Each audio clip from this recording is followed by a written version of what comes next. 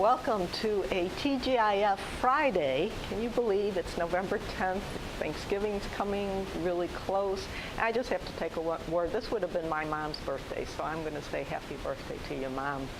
And I am your host, Diane Gapsis-Haviga, and we've put together, I think, a really nice tribute to all our veterans who have served in our wars. As you know, tomorrow's Veterans Day.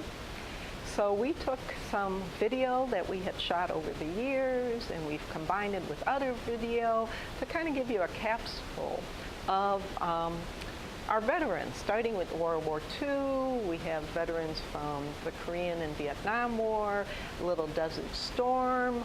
We have a nurse perspective. So all in all, it's going to be a wonderful show, and we're going to get started right now.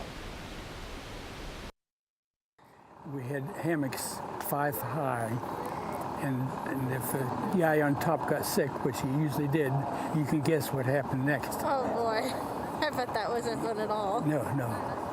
It was a rough trip over.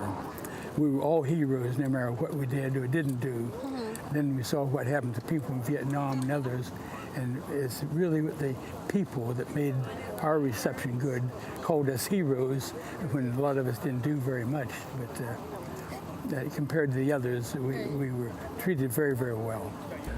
When I got out of the boat school, I saw my roommate for the last time on Grande Island in the Admiralties. He went to a destroyer, and that was sunk during off Okinawa. And I went to a light cruiser, the Phoenix, the luckiest ship in the war. We lost only 4 men in the whole war. We saw ships on either side get bombed, get hit with kamikaze. We were never touched. That's incredible. Let me ask you, did you enlist or were you drafted? Well, I enlisted well before World War II because I wanted to fly and I wanted to get an education. In those days, you had to have a college degree to fly. Really? So I joined the Naval Reserve when I was 17 and managed to get a presidential appointment to the Naval Academy. Wow. When you left to go to the war, where were you living? What part of the United States? In the big town of West Mansfield, Massachusetts. All of about 700 people. And let me ask you something. Did you see combat while you served? Well, we were in the night battle of Surigao Straits. What I saw was I was the turret officer, number 3 turret, and I saw the Japanese firing through my periscope. As a matter of fact, I was drafted because between being a sophomore and a junior and a senior, I had went to many in high school or in high school. In high school, okay.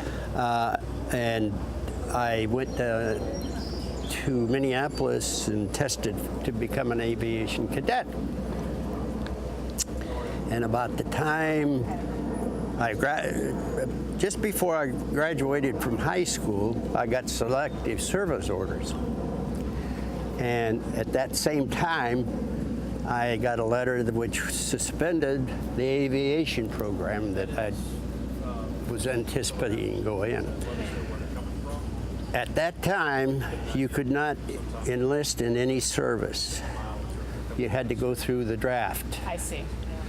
The one thing you could enlist was in the Merchant Marine.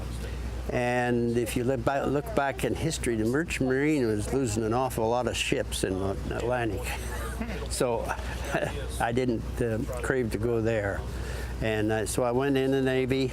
You were in the Navy? I talked myself into the Navy after being selective service bound. And everybody had to go through that. Mm-hmm. And so I went in the Navy.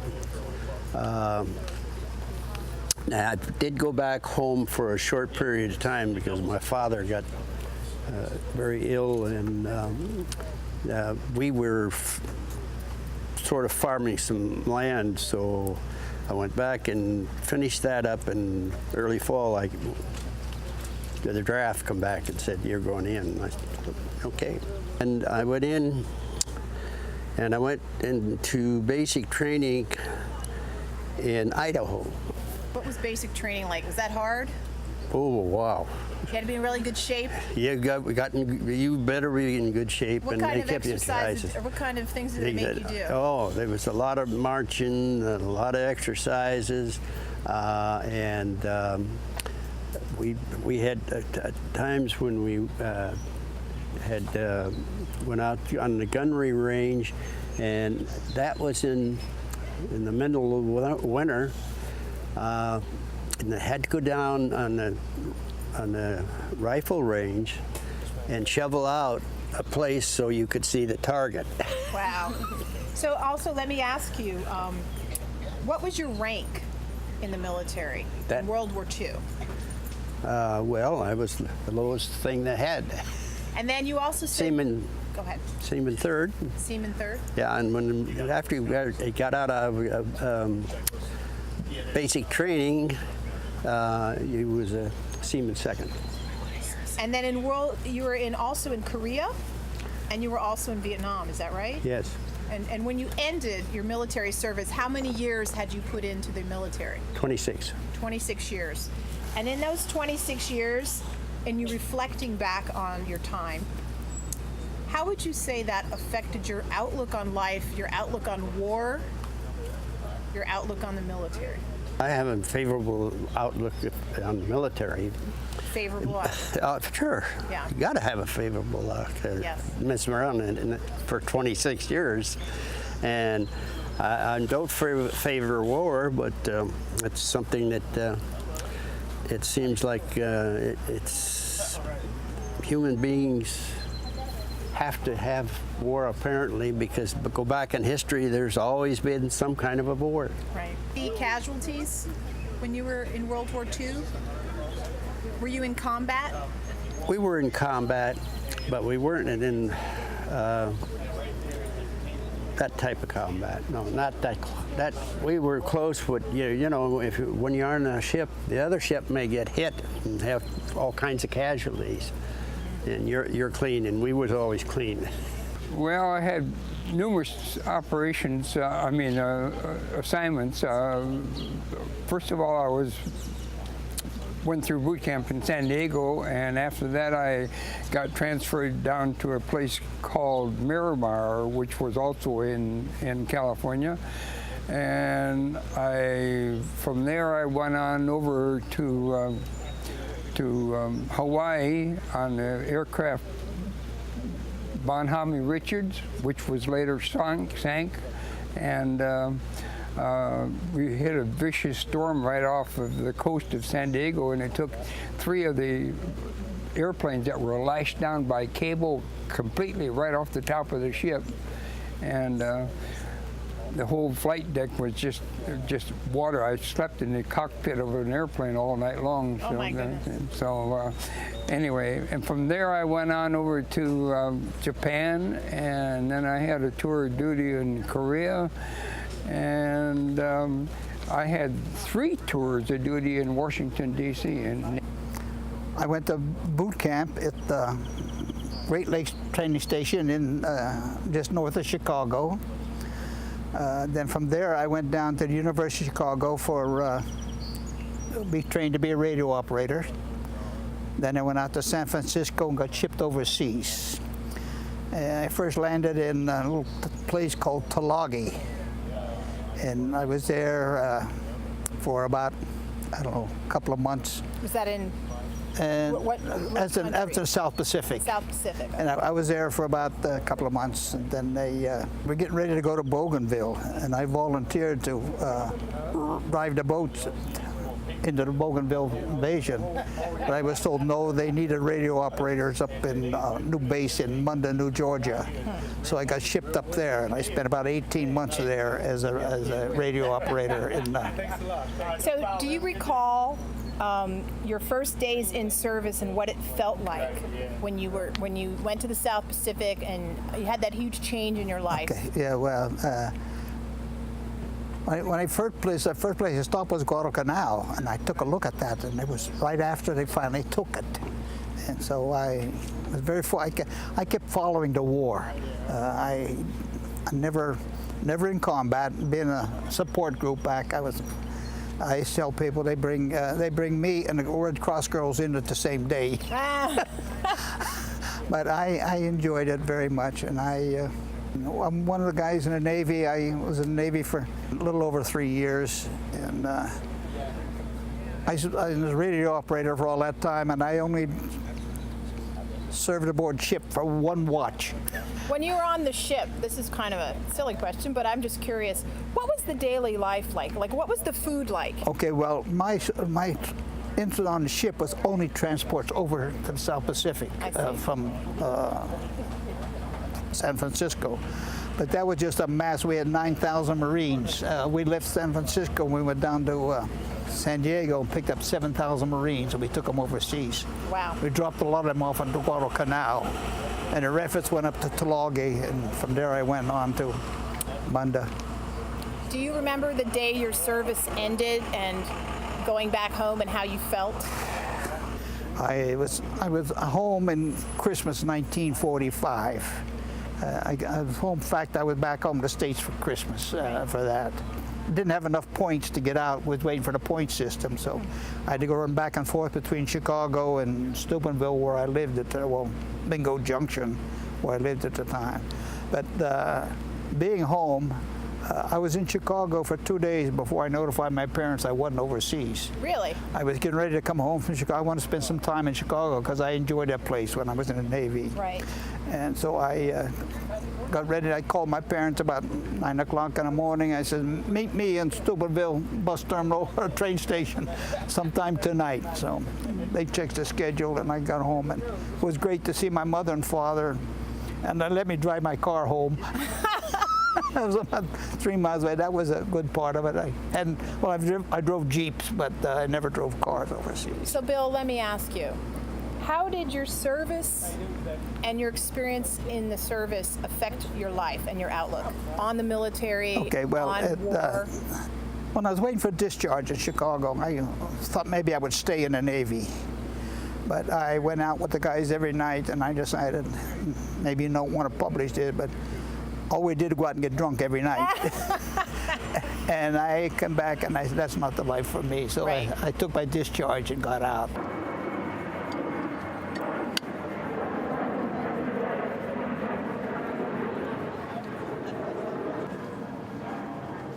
My name is Robert Lewis. I was in the Navy. Robert Lewis, MR2, machine repairman 2nd class, and served aboard the USS Cadmus repair ship on the East Coast. It was centered in Norfolk, Virginia, moved to Newport, Rhode Island, and we serviced ships and repaired them so they could go back to sea and fight the battles and do what was necessary to win the war.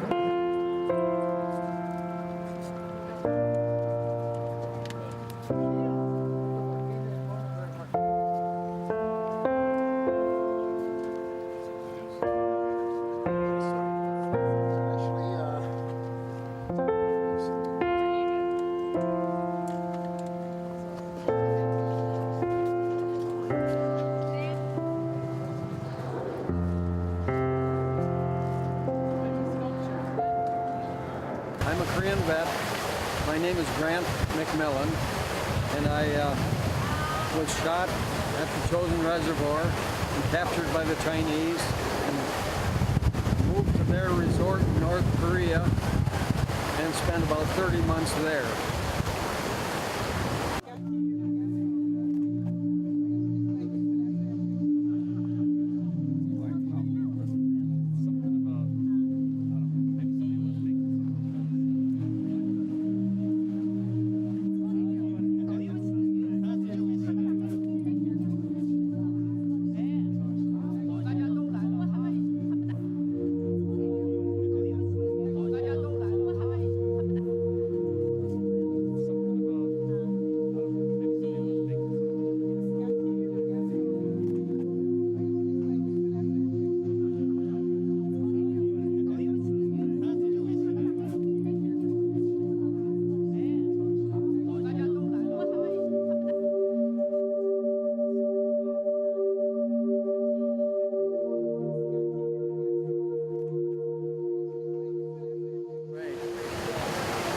time when they list the wars that have been fought, Korea is left out.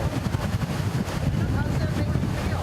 Not real happy, since we lost as many as they did in Vietnam in 12 years of fighting.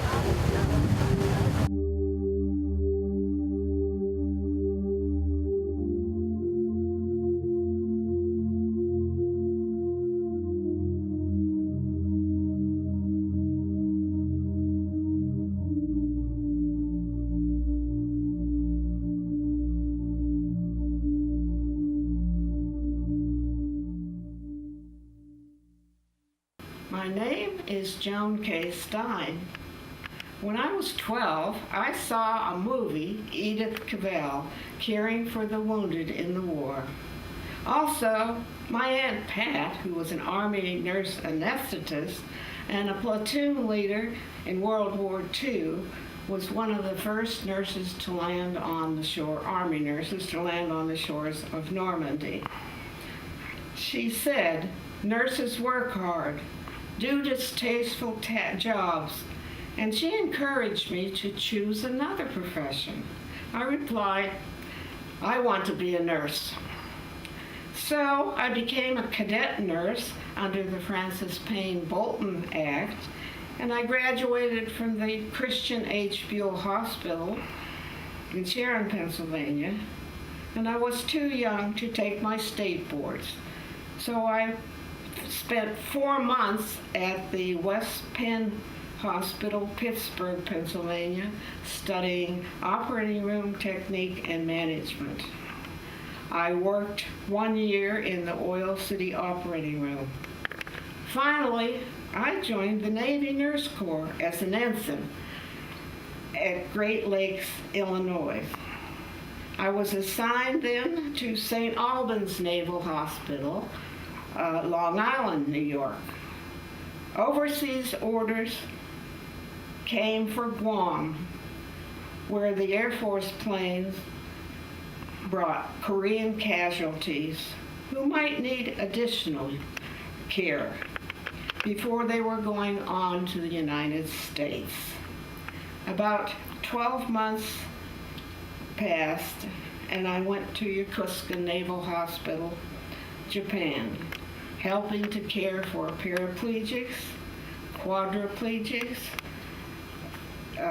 some frostbites, single and double amputees, shell shock, psychiatric casualties, abdominal and other severe wounds.